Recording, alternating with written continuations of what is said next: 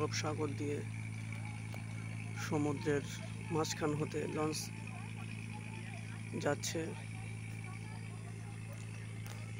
এদিকে বিদেশি শিপও রয়েছে। অপূর্ব সুন্দর, মনোরম ও মনোমুগ্ধকর দৃশ্য। মহাস্রষ্টা আল্লাহ রাব্বুল আলামিনের অত্যন্ত সুন্দর সৃষ্টি,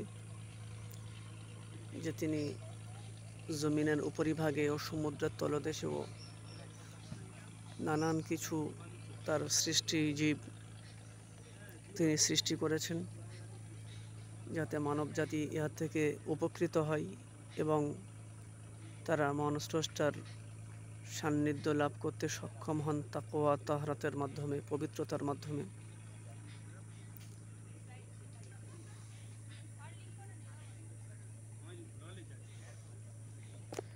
এটা দক্ষিণ 24 পরগনার শেষ, ওদিকে পূর্ব মেদিনীপুর। এটা চলে গেছে সোজা বকখালি বঙ্গোপসাগর।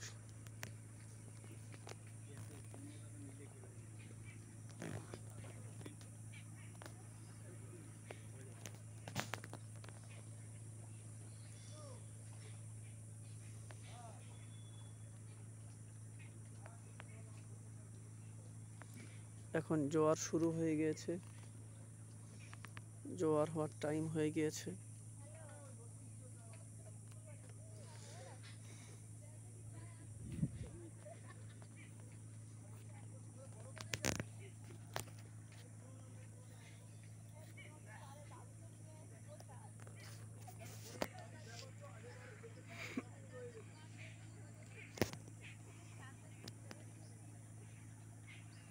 ওদিকে রয়েছে হলদিয়া পেট্রোকেমিক্যালস।